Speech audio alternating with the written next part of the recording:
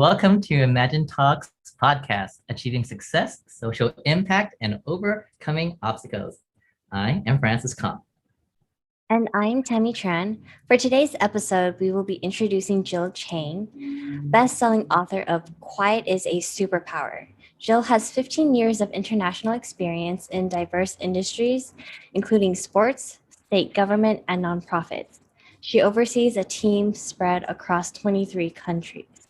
She has delivered over 200 public speeches in the past 2 years alone. She is described as not needing a script and the Wonder Woman who makes things happen barehanded. And I'm Stephen Chan. A bit more on Jill. She entered the sports industry as a professional sports agent at the age of 26 and successfully signed 5 major league contracts for her clients within 18 months. When she worked for the US state government, she was in charge of procuring and trading projects between the United States and Asia. She is now devoted to international philanthropy. I'm Michelle Sahai. Jill is known as a complete introvert who likes to get lost in books. She is based in Taipei, Taiwan with her family, and Jill regularly travels across the world to make a global impact in both philanthropy and in helping introverts in their career and leadership development. Now, without delay, let's welcome Jill Chang. Hi, everyone. Thank you so much for having me. Hi, Jill. Thank you for joining us. Our first question for you is, because you wrote your book, Quiet is a Superpower, can you define for us what introversion is? Yes, absolutely. So if you Google introversion and definition, you will see things like the tendency to be more concerned with one's inner thoughts and feelings rather than the external world. It seems very vague. So technically, I would say if you charge from being alone, that means you're more introverted. And if you charge yourself by interacting with the outside world, like interacting with people, you would go to concerts or clubs, that means you are more extroverted. That's how I defined introversion. Great. I love it. I love how you're just talking about energy and how that relates to introversion and extroversion. Steve? Thank you so much, Jill, for that. You know, you've written about this topic in Quiet is a Superpower. What have you learned about yourself from writing about introversion? I grew up being the quietest one in the group, and everyone said I was introverted. So I thought that was it. But as I read more and get to know about introverts, I found there are talkative introverts, there are loud introverts, there are showy introverts. So then I started to take the tags off from me instead of saying, hey, that's just who I am and I that's what introverts do. I started to, yeah, maybe I can do that too because that person is an introvert too and she did that, so maybe I can try too. My horizon definitely expanded a lot from writing the book and also from the feedback of the readers. I consider myself super lucky because the book became an international bestseller. So I have the chance to receive feedback from numerous readers across the world and fellow authors, coaches, and consultants from various countries. I would never imagine that I would know so many introverts and learn from them in so many amazing ways. So I think writing the book is like the start of the journey, and this amazing journey still continues. Just like I'm here today, I'm talking to you, and hopefully I'll get some feedback from your audience too.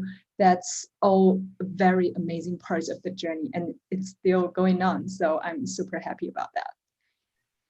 Yeah, and you know, so many people have learned from you. You truly have given a voice to this topic of introversion. So thank you, Jill. Tammy?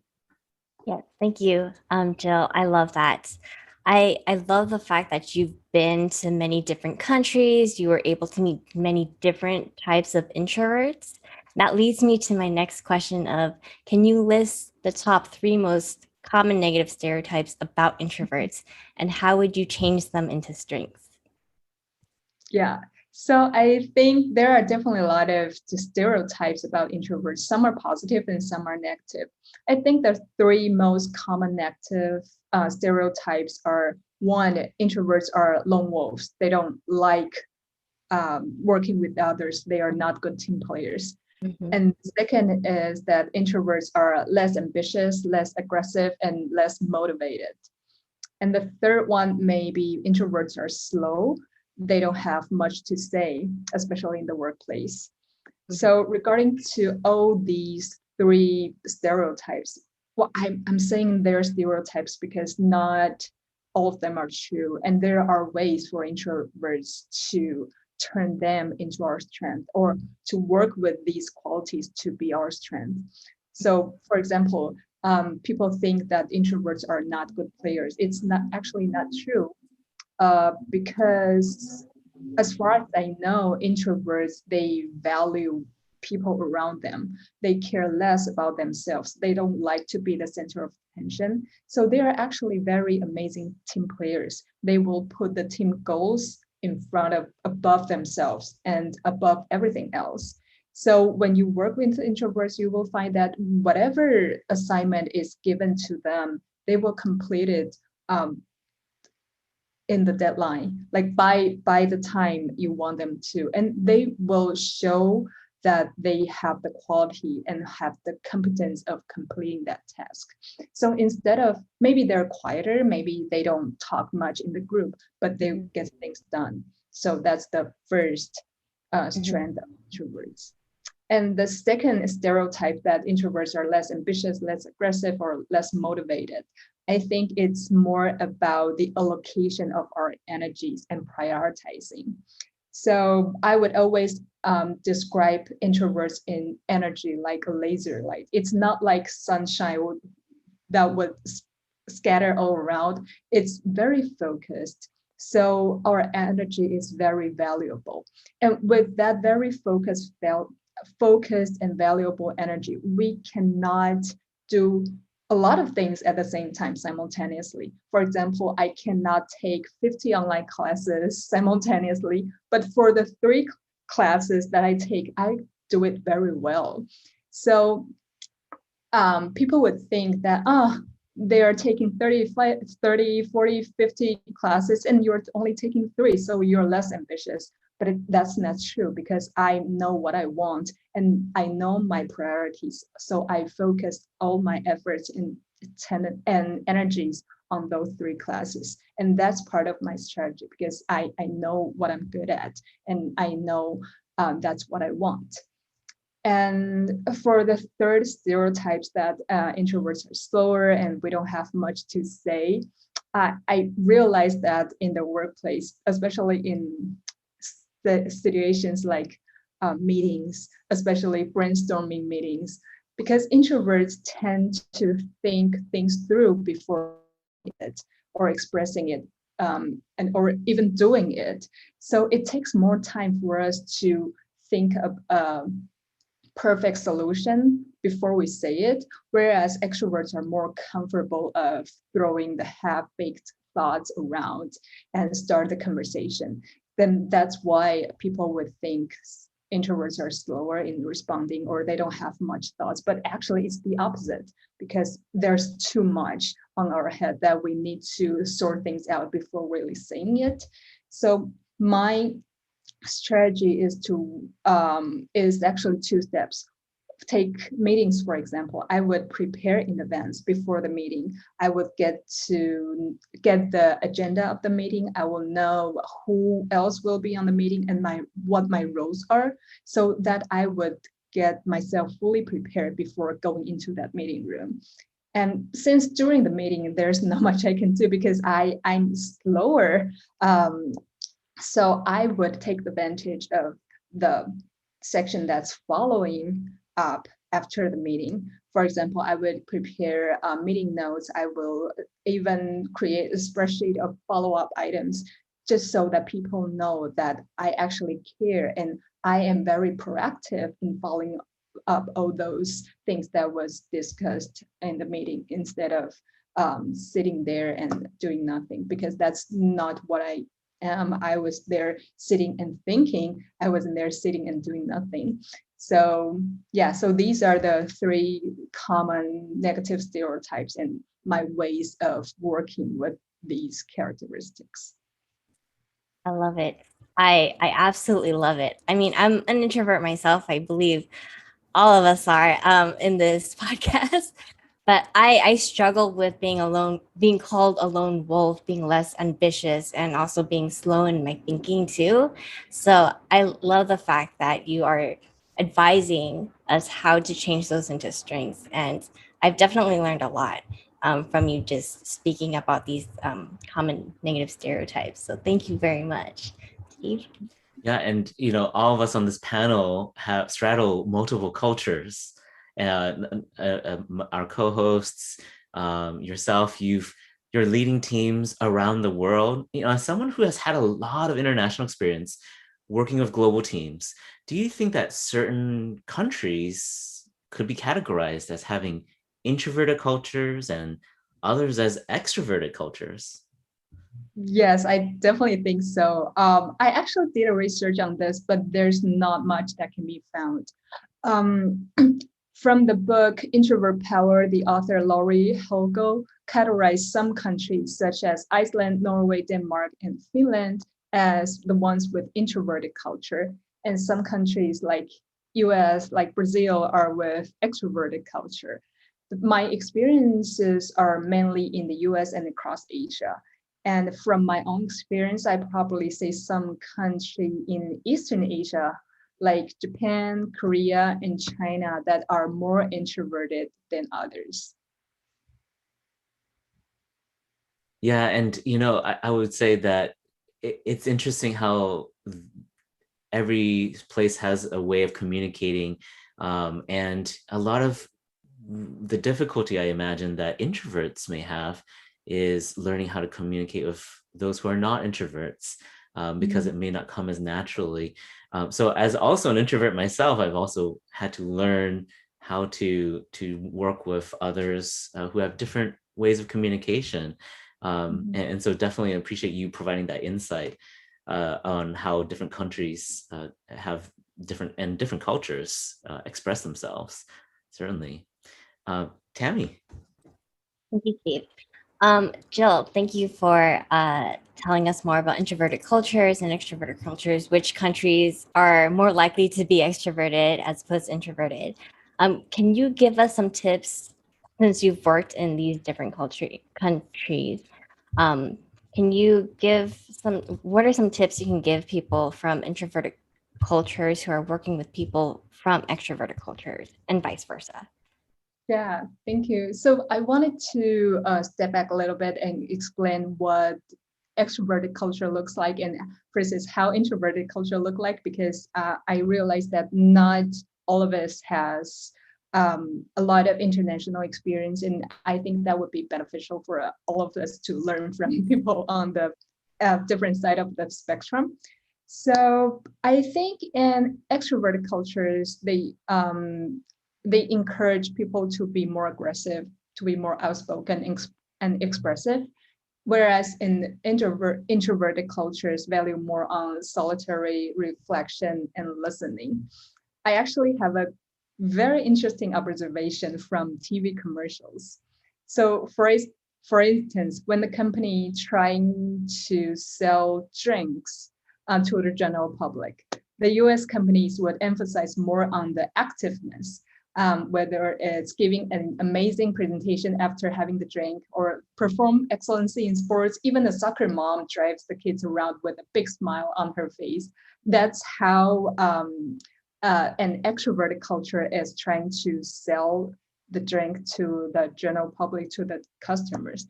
Whereas in Asia, especially in Eastern Asia, even if it's a drink that's very high in caffeine, the commercial are so much quieter. You will see a person that's reflecting, enjoy the breeze, and even meditate in the commercial. And it shows that, oh, this drinks can help you to be more, have more power from within. So that's very different. And for people who are working with or who are even managing the people from a different side of the spectrum, I would say being flexible and respectful is the most important. So instead of jumping to conclusions, try to understand more by asking, why did you do that? Or, oh, that's very interesting. How can I better assist you in doing that? So take myself, for example, I'm super lucky to work in a global team where my introversion is respected. People wouldn't force me to talk during the meetings, but I've also learned a way to express myself with online documents and with meeting notes and with a lot of different ways in written forms. So personally, I like to think through before saying it, but I'm learning to throw half-baked thoughts as well. So that's how me, a person from an introverted culture, working in an extroverted culture, and vice versa. If you're from a more extroverted culture and trying to work with a team that's more introverted or come from a more introverted culture, I think it's always helpful to slow down and listen. And one of my best introvert author colleagues, Jennifer Kahnweiler, made it very specific in her book, saying that if you're an extroverted manager and you're managing an introverted team, count to 5 before you say anything or before you interrupt. And that's very practical. But that's the guidelines for all the extroverts to work with introverts. That's to be more slower and to give your team members more flexibility and more space. And also, you will probably need more patience when when waiting for their answers and hearing the best from them. Because as soon as you give them time and give them the space, it's almost guaranteed they will give you a much more better answer than just to force them to respond immediately. I love it. When you told us about the different commercials from extroverted to introverted cultures, it triggered like a memory for me because I was in Japan for a few months and I see the stark difference between the different advertisements. Like you said, it's a lot calmer and quieter than the US. So I completely get that. And I love the tips that you are giving extroverted cultures on how to interact with introverted cultures. That 5 seconds, sorry, of breathing time is just, it's so helpful instead of having somebody keep asking you and bombarding you with questions that you're not prepared for, especially as an introvert. So love that. And I love the how introverts can interact in an extroverted culture. Although I'm very interested in how you are kind of dealing with throwing half-baked questions, because I know that's hard. Like as like deep thinkers, I myself, like I have a bunch of questions and it's hard for me to sort things out like in the moment. So for you to be able to throw half-baked questions, like I admire that because that's something that I'm struggling with to do. Yeah, and one of the things that I know we've enjoyed is just how you've been able to spell out a lot of the facts about the differences between introvert and extrovert culture, but also weaving in a lot of your own personal stories too. You've spoken about how you've had to face, not maybe irate and angry staff members or teammates. Also, your stories about how facing crowds can be draining too. So you've talked a lot about the facts and the figures, right? But what has your own personal experience, any stories that come to mind? The experience has it been for you to come from an introverted culture into an extroverted culture? What has your experience been like for that? Yeah, so it's like these two different cultures they're very different. That's all I can say. So my favorite culture shock actually happened when I was 22 years old, when I first came to the US from Taiwan to have my education in graduate school. And in Taiwan, in school, it's always lecture. Like we're just sitting there in the classroom listening to what the teachers say. We try to memorize everything the teacher teaches us, and then we try to perform the best during tests, and that was it. But when I went to the US for graduate school, things are totally different. We were asked to do group presentations. Every class, it's group discussions. So the first thing we need to do is grouping. I didn't know how to do that because I didn't have any friends there. That was terrifying. And even with our homework, like assignments, we need to do like critical thinking. And I was like, how can I criticize the others? Because it's more about communication rather than criticizing. So it's not what I've been trained to do. So it's a huge culture shock for me. And I started to realize, oh, maybe that's how the US education system is helping the students to think and to learn.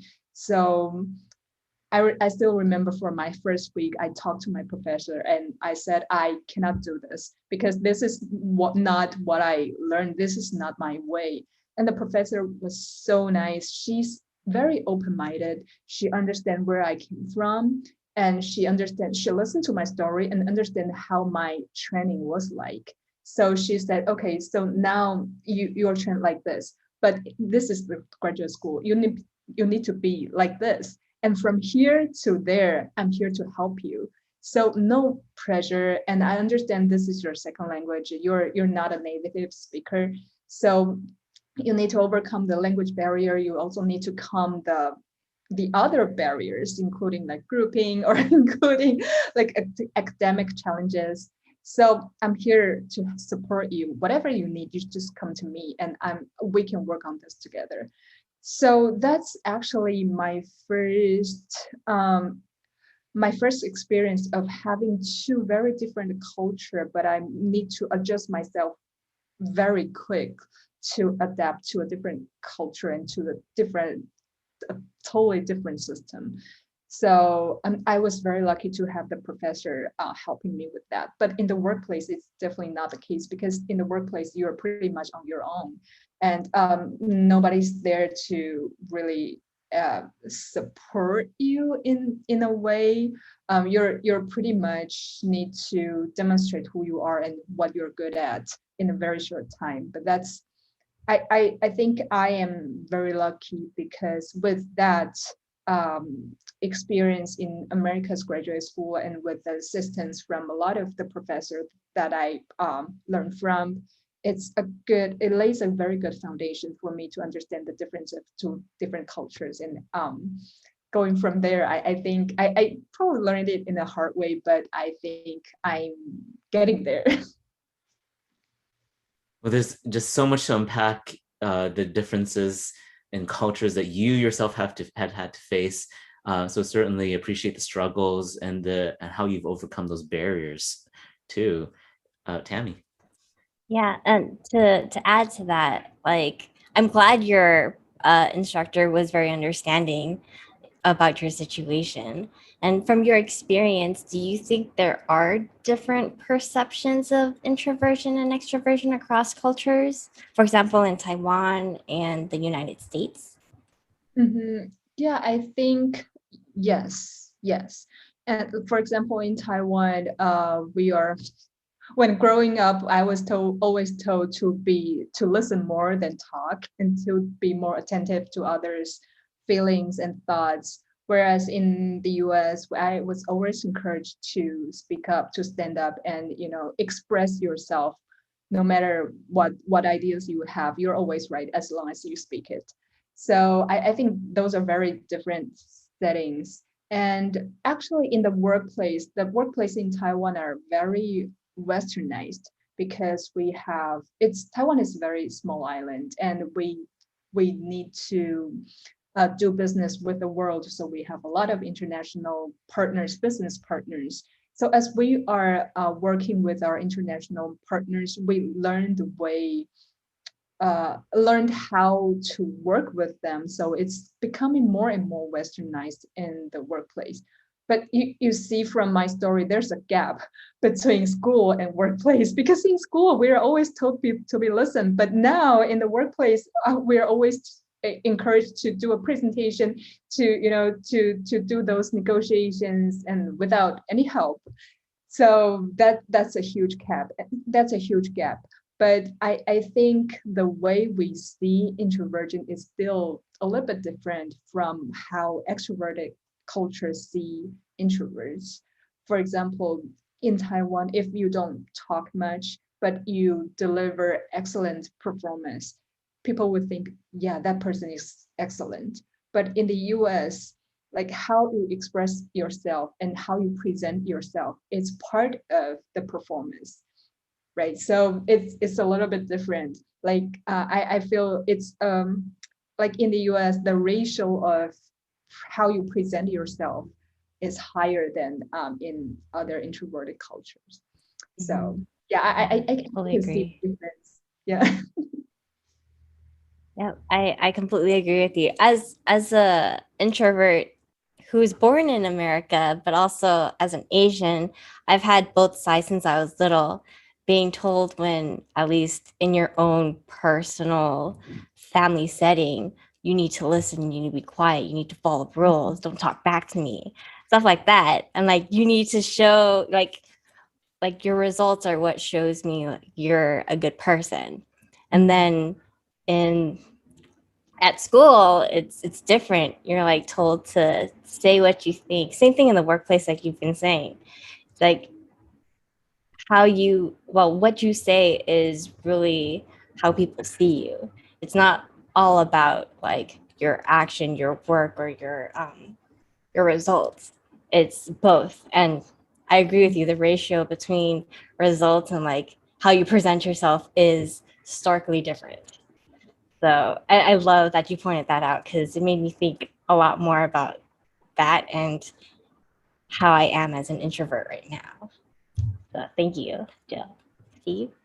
Well, also, I myself really appreciate the message that you have that introversion can be a superpower. And I was wondering what kind of advice you'd have for our audience, our listeners. What kind of advice would you have for introverts? We'll talk about COVID-19, the COVID-19 pandemic, and how it's affected introverts, maybe positively or negatively. And then Tammy will follow up with another question about the post-COVID world. So let's talk about the COVID-19 pandemic. What advice do you have for introverts during this pandemic time? Yeah, actually, I've been way before COVID. I've been working remotely. It's been 6 years for now, and I am super comfortable with it because I just don't like the politics and everything in the office. And I found that's a perfect way for me. But I also recognize there are introverts that are struggle with the lifestyle and with a remote working setting. One of the most common challenge that I found from introverts in the COVID era is Zoom fatigue, because there are way too many Zoom calls, and interactions are draining for introverts, online interactions included. So that means if you have like 6 Zoom calls, your day is done. You basically cannot do anything else, right? But that's how things are during COVID. So I would say for introverts, I would the most important advice I guess I can share is to block your calendar for yourself. For example, I would block like 2 hours in the afternoon for myself, because I'm working with the US, so my mornings are super packed. But in the afternoon, I will try to block 2 hours for myself before Asia wakes up and started working. So I make sure that I have 2 hours to take care of my own things, to get my planning and to get my things done before I interact with the others. And I found that's very helpful for me to conserve my energy and to allocate my energy. So yeah. black your calendar. That is very helpful advice, Jill. I will take that as into consideration for my schedule because I get it. I have Zoom fatigue. I am also like doing school too, so it's like all day work and then school. It's a lot. So I really need to take your advice to block 2 hours off on my calendar for myself. Um, as Steve mentioned, I do want to ask you about post-COVID. What would be your advice for post-COVID world? Do you have any advice for setting boundaries in the workplace or in one's personal life? Yes, absolutely. And actually, an increasing number of readers are asking this because I noticed that some of the companies are asking their employees whether they want to go back to the office or stay remote working forever. So people are asking me, hey, how do I choose? Or how do I have a strategy for that?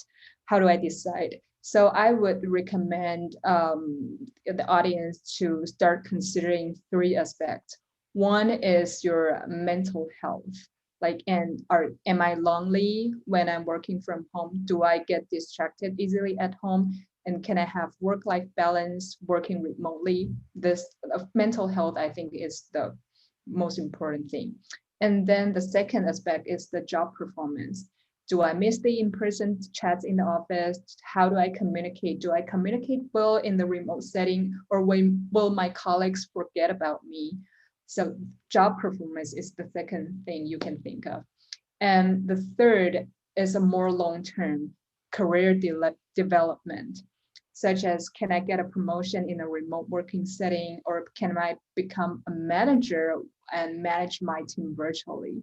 So I think mental health, job performances, and career development, these 3 are the things that you can consider when thinking about like whether to stay at home or to go back to office. Of course, there's a lot variance for different people, but I think still having that work-life balance and keeping your mental health in a good condition is the most critical part of making that decision.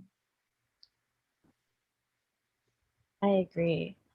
I completely agree with you. These are great advice. I will take them too. So, Steve? Yeah, and I think what we'll do is we'll actually, I know we're in the final stages of our podcast episode. We're thrilled that you're here with us. We have a final question, I think, Michelle, or was it Francis? Thank you for letting me ask this final question. This is something that's popped in my head as I was listening to all your amazing answers. And you talked about mental health being so important. And Tammy both, Steve brought up about this current world of COVID and post-COVID. I have a question I really love to get your point of view on. Part of this whole post-COVID world, current COVID and post-COVID world, a lot of things are brought in. One of them, the topic I want to talk about to you is racism, which has been very brought out into the public and internationally, probably more than we have seen in the last 50 years. It's a 2-part question. One is, how do you, in your opinion, in your professional experience, how do introverts deal with this type of racial mental stress that the whole nation and also the world is facing at this point? How do extroverts deal with this? And what is the way that we could work together as introverts and extroverts to try to alleviate, address, and hopefully fix these issues that's been going on for like literally hundreds and hundreds of years? Thank you, Francis. Thank you so much for bringing this up.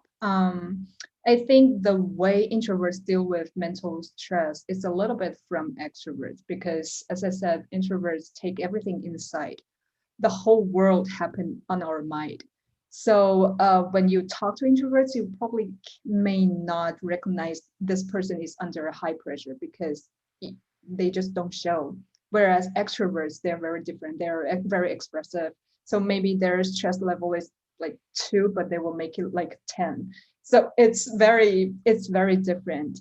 And for introverts, I always encourage introverts to express in some way. You don't need to talk to people. You don't need to speak very loudly, but you can, for example, write.